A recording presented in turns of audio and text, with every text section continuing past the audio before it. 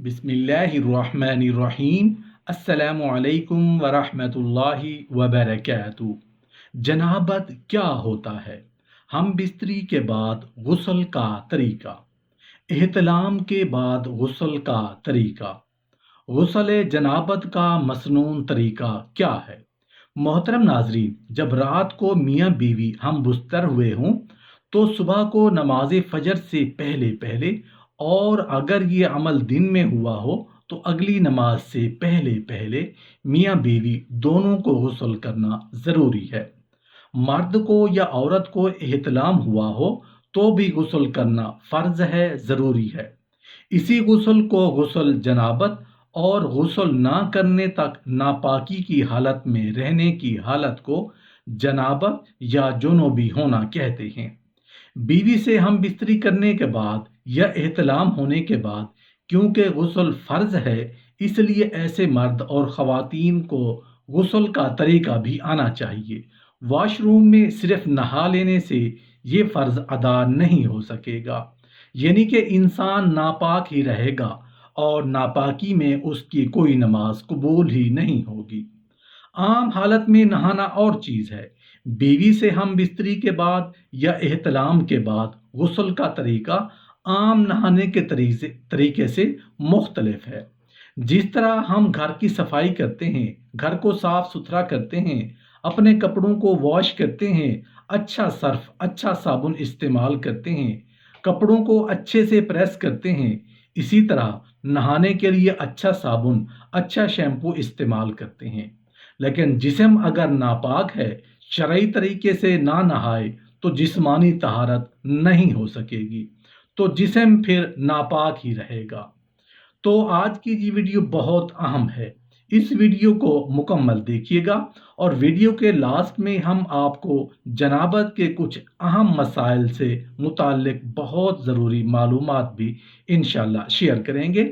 غسل جنابت کرنے کا مسنون طریقہ یہ ہے کہ اولاً نیت کو حاضر کر کے بسم اللہ پڑھ کر دونوں ہاتھ دھوئیں، پھر استنجا کریں، یعنی دونوں شرم گاہوں کو دھوئیں، خواہ ان پر نجاست لگی ہو یا نہ لگی ہو، پھر مکمل وضو کریں، پھر داہنے کندھے پر 3 مرتبہ پانی بہائیں، اس کے بعد بائیں کندھے پر 3 مرتبہ پانی ڈالیں، اس کے بعد سر پر 3 مرتبہ پانی ڈالیں، رگڑ کر سارے اعضاء کو دھو ڈالیں۔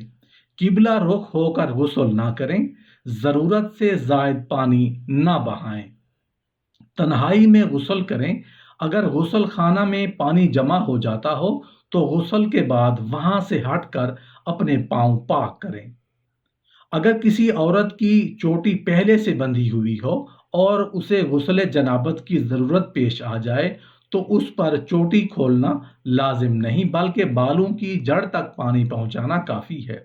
لیکن اگر بال پہلے ہی سے کھلے ہوئے ہوں تو اب تمام بالوں کو دھونا لازم ہوگا۔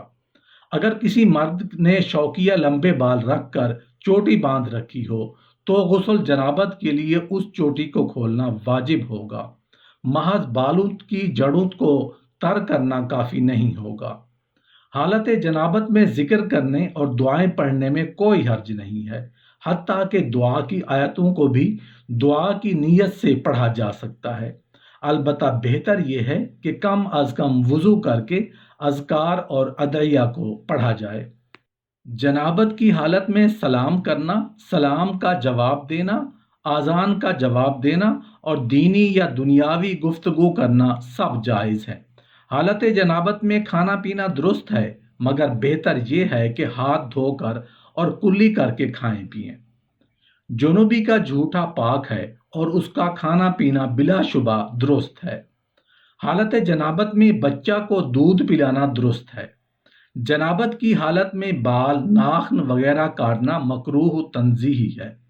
حالت جنابت میں قرآن کریم کی کسی آیت کا ترجمہ چھونا مکروہ ہے، خواہ ترجمہ کسی بھی زبان میں ہو۔ حالت جنابت میں قرآن کریم کو ٹائپ کرنا یا کمپوزنگ کرنا مکروہ ہے، اور جس کاغذ پر آیت ٹائپ ہو کر نکلے اسے ہاتھ نہ لگائیں، نیز زبانی بھی نہ پڑھیں، اور قرآن کی عظمت کا تقاضا یہی ہے کہ کامل طہارت کے بعد ہی قرآن کریم کو ٹائپ کیا جائے۔ جب لذت و شہوت کے ساتھ پانی اچھل کر نکلے، چاہے وہ کوئی بھی صورت ہو، تو جس طرح وظیفہ زوجیت کے وقت نکلتا ہے تو یہ جنابت کی حالت ہے، لہٰذا غسل کرنا واجب ہے۔ جنابت کی حالت میں قرآن حکیم کی تلاوت نہیں کر سکتے، نہ دیکھ کر نہ زبانی۔ غسل سے قبل دنیاوی تمام امور انجام دیے جا سکتے ہیں، مثلا کھانا پینا، میل ملاقات کرنا، گھریلو کام کرنا۔ ان امور کو انجام دینے سے قبل استنجا کر کے وضو کر لینا چاہیے۔ جنوبی کو بغیر وضو نہیں سونا چاہیے، سونے سے پہلے وضو کر لینا بہتر ہے۔ البتہ وضو کے بغیر سو جانے والے پر بھی کوئی گناہ نہیں ہے۔ جنوبی کا بدن وضو سے قبل نجس نہیں ہوتا، لہذا اس کے کپڑے اور دیگر اشیاء جن کو اس کا جسم یا ہاتھ لگے وہ ناپاک نہیں ہوتے۔ اگر عورت خواب میں کچھ ایسا دیکھے اور اپنے کپڑوں پر تری بھی پائے تو اس پر غسل واجب ہے۔ اگر خواب میں دیکھے لیکن کپڑوں پر تری نہ دیکھے تو اس پر غسل واجب نہیں۔ اگر دو غسل واجب ہوں تو دونوں کی نیت سے ایک ہی غسل کافی ہے۔ جنابت میں مستعمل کپڑوں میں نماز پڑھ سکتے ہیں بشرطے کہ اس میں گندگی نہ لگی ہو۔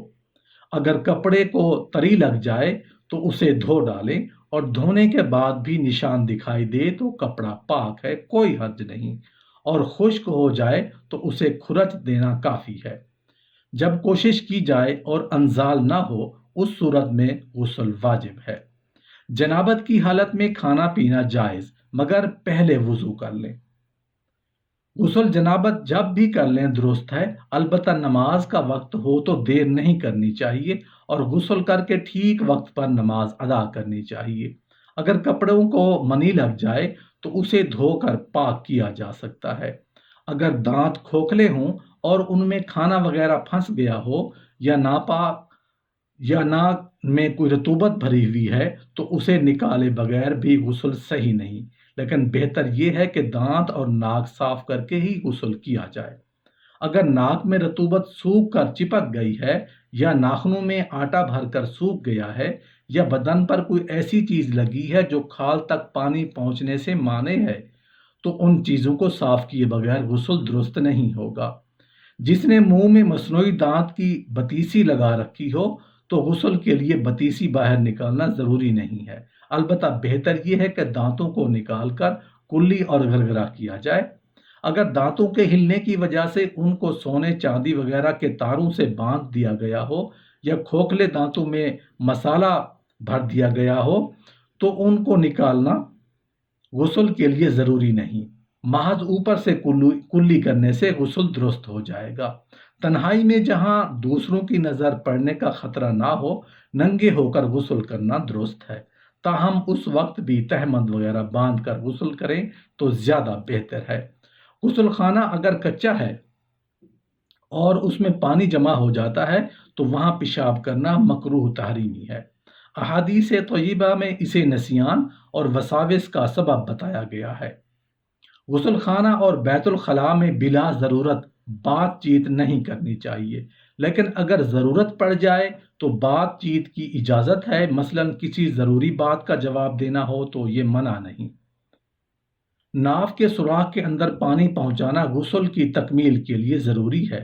غسل کے شروع میں باقاعدہ وضو کرنا مسنون ہے، لیکن اگر وضو کے بغیر غسل کر لیا تو اب بعد میں وضو کی ضرورت باقی نہیں رہتی، اس لیے کہ تمام اعضاء پر پانی پہنچ جانے کی وجہ سے طہارت کبریٰ کے ساتھ طہارت صغریٰ بھی حاصل ہو جاتی ہے۔ نماز جمعہ اور عیدین کے لیے غسل کرنا مسنون ہے، اور یہ سنت صحیح قول کے مطابق نماز سے قبل غسل کرنے ہی سے حاصل ہوگی۔ اگر عید اور جمعہ ایک دن پڑ جائیں اور اس روز غسل جنابت کی بھی ضرورت ہو تو ایک ہی غسل سے جمعہ اور عید کی سنت بھی ادا ہو جائے گی، لیکن ثواب کے حصول کے لیے سب کی نیت کرنا ضروری ہوگا۔